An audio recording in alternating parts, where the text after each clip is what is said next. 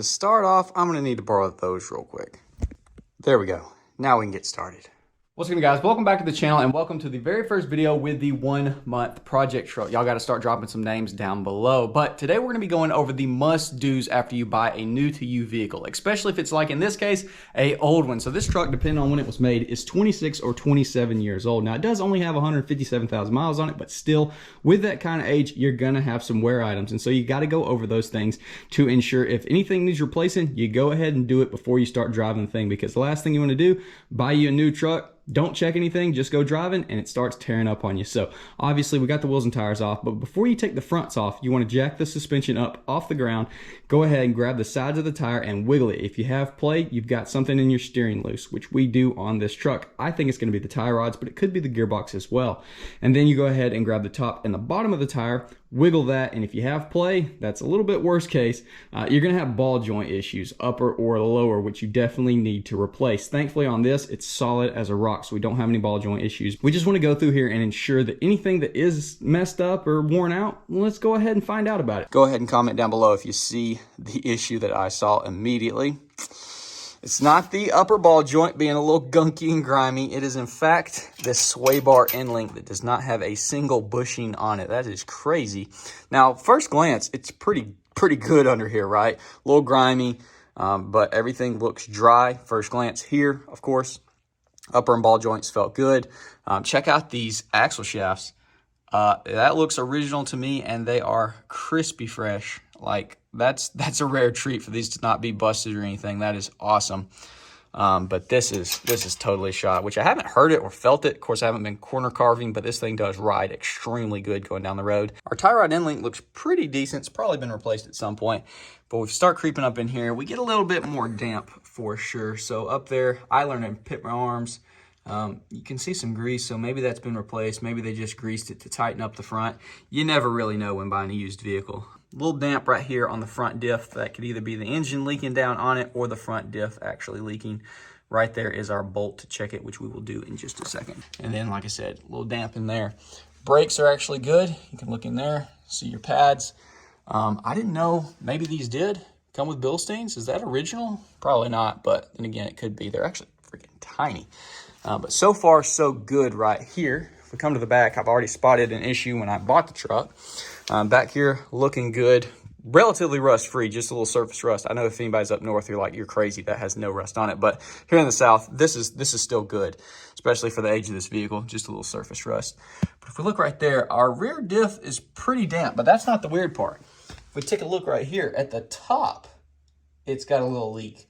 So that's probably, unfortunately, not going to be the rear diff. That is probably going to be a brake line, which definitely is a pain in the butt. Brakes seem fine, but the last thing we want to do is that to get worse and lose our brakes going down the road. So we definitely got to check into that a lot more. This is going to be a 15 mil. It's probably never been taken off, so this could be a little bit fun. Oh, not too bad. We shouldn't have it pour out. We should be able to stick our finger in there, hook it over, and touch some fluid. Don't touch the case itself.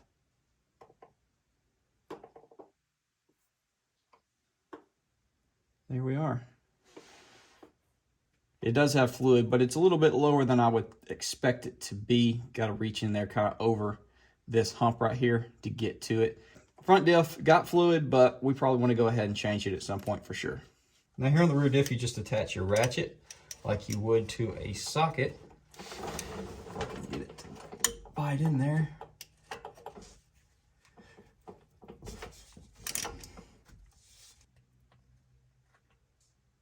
Now let's take our clean finger. Oh yeah, I felt it. All right. It looks a little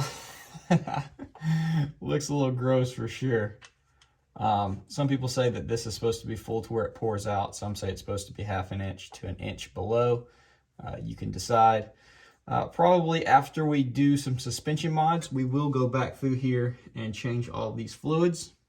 Other than our worn out end links and some play in the steering, our suspension seems to be in really good condition. We're definitely going to go back and change out those fluids in the front and rear diff because the front fluid is a little bit low, but we got to do that another day when I can pick up some supplies. So now it's time to go ahead and throw our wheels and tires on and move on to the next, but we're not going to be throwing on what came off, which were Ling Long 265/70/17 street tires in place. We're going to throw on Shorty setup, which is a 285/70/17 BFG all-terrain, which is 31 inches tall, a little over 32 inches tall. It's going to look a lot more aggressive. So let's go ahead and throw those on, see how she looks.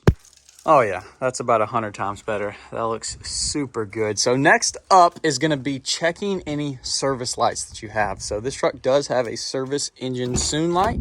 You can pick these bad boys up on Amazon for super cheap. I'll have a link to it in the description. But let's go ahead and check to see if it is what we were told that it was supposed to be. Plug this guy up to our OBD2.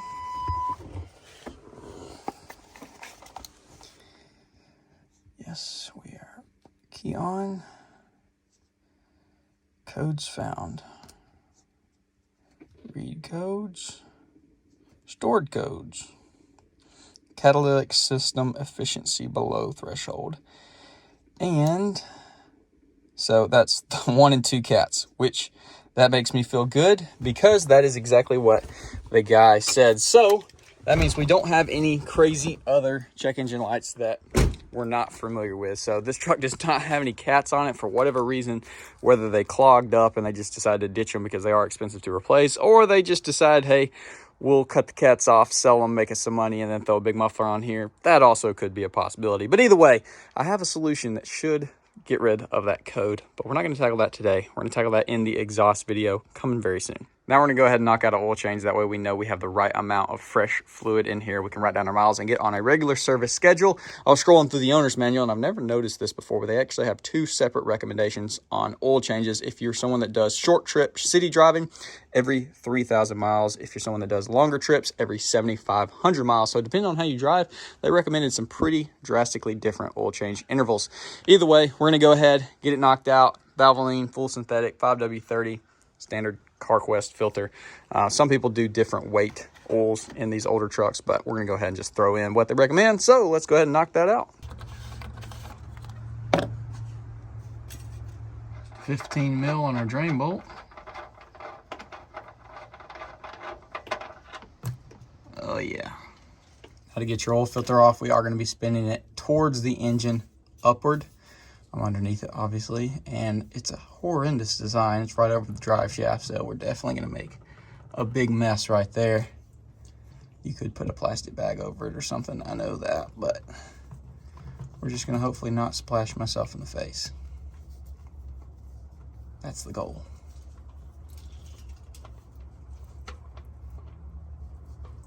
All right. Slip her out. So I went ahead and did a little pre-oil on the filter. Got it on the O-ring as well. I'm going to throw it back in there. Throw our drain plug in. I'll catch up with y'all topside. And it should take all 5 of these quarts, but we'll put about 4.5 in there. Check it just to see. We don't want to overfill it, but I probably did get all the oil out.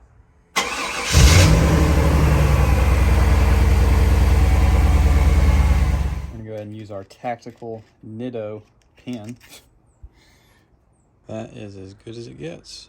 Dead on the money. Thankfully, back in the 90s, they did things simple. So in order to check our air filter, that's it. That's literally all we do. Pull this guy out. And it looks pretty clean to me. Definitely want to swap it out for something, but yeah, that's good. We are done with our maintenance. So next up is going to be giving this thing a proper spit shine, but I won't bore y'all with that. I'll catch up with y'all after. Let's see how good I can make this thing look.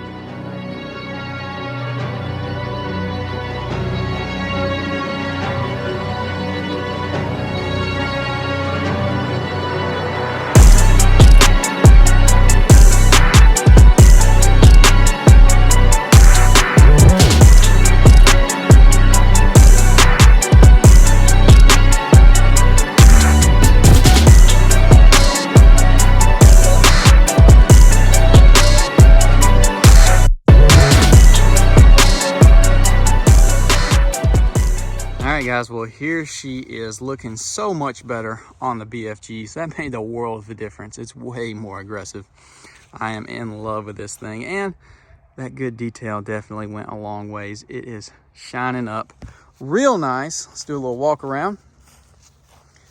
So if you want to throw these on your stock Yukon, they fit great. They look great. Perfect daily driver right here. Honestly, your MPGs really shouldn't be affected much because it's only a 32-inch tall tire. But on this body style, it fits great. The 17s, 32s, were they 285, 70, 17, I think. So much better having a more aggressive tire. I am stoked with how that turned out. Really, really nice. So be sure to comment down below what you think we should name this thing. Subscribe if you're new, because if you don't know, this is the 1 month project truck. So it's gonna make a complete transformation here in the month of December, and then we are done with it. So we got all the mods coming. Can't wait for them to start showing up. But with that said, hopefully you enjoyed. I'll see y'all in the next one.